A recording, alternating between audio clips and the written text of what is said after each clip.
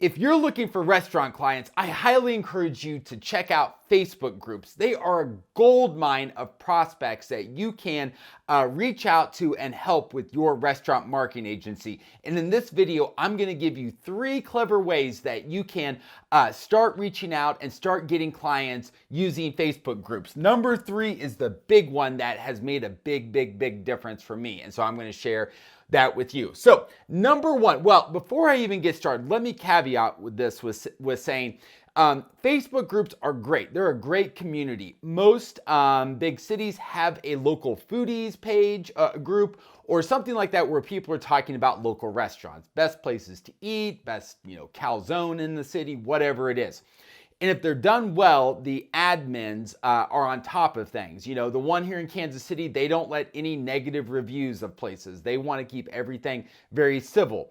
So they have rules. And what I want to stress to you is make sure you first read the rules and abide by them. You do not want to get kicked out of a Facebook group of local restaurants because it is such a gold mine. So make sure you read those rules and you follow them. So number 1, the first thing you should be doing is interacting. Okay, you should be an active participant. Don't just sit back and be a lurker, be active. Especially when you see people ask questions like, who has the best chicken fried steak in town? All right, if you know someone, especially if they're a prospect of yours, tag them in the comments. All right, if you see an owner share a post that of their food and it looks really good, comment on it and like it. Okay, because by you doing that, by you interacting and just putting yourself out there, people are going to start seeing you. They're going to start noticing you. And when they come check you out, when they come check out your Facebook page, your profile, they're going to see that you work with restaurants and they're going to start making that connection.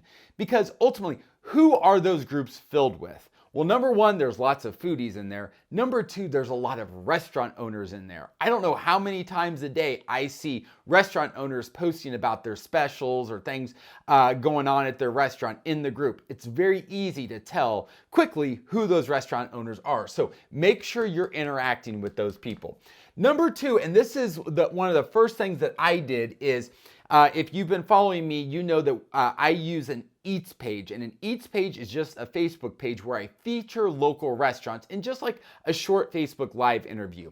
And what I did, one of the first things I did was I went to the admin of the group and I said, hey, I'm starting this page where I feature local restaurants. Would it be okay if I posted in the group and asked, are there any restaurants out there that would be interested in being featured? So what I did was I asked if anybody would like to be featured, they should either comment or send me a message.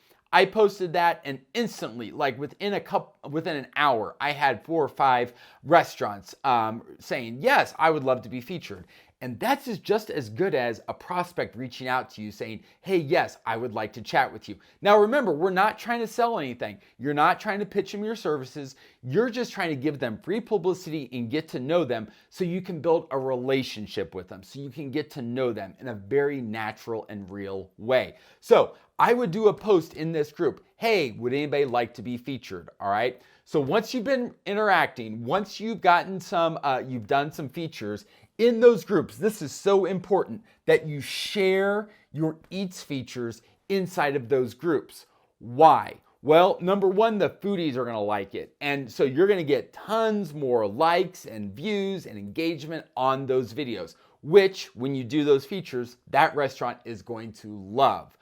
But even better than that is as you go, you will start having restaurant owners reaching out to you saying, hey, how do I get featured on your page? What do I have to do to get a feature?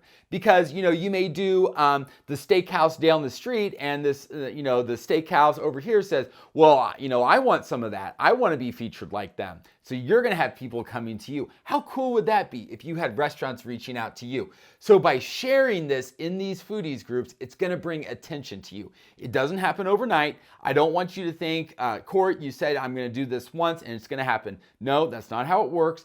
It takes some time and it's going to take some time to build. But like with anything, if you start taking imperfect action today, it builds momentum. I promise you. So get in there and interact. make sure that, see who are those people that would want to be featured, and then help spread the word by sharing it around. If you're interested in learning more about doing an Eats page and how it can get you clients, we have a 5-day challenge. Now, it's pre-recorded and you can work at your own pace, but in this challenge, you're going to learn how to build an Eats page so you can start getting clients in the next 5 days. I teach you how to start your page, how to grow it and get more engagement and more followers on it, and then how to reach out to your ideal clients. I'll show you how to find who your ideal clients are. I give you scripts on what to say when you reach out. I give you all the tools that you need so that in 5 days you can start reaching out to owners. I'll drop a link to it below, but this is the page where you can go sign up for that. So hope you're doing well. If you have any questions or if you have ideas about how you've used Facebook groups to get clients for your agency, drop it below. Love to hear about it. So don't forget, join the Eats Page Challenge, and I will talk to you soon. Bye.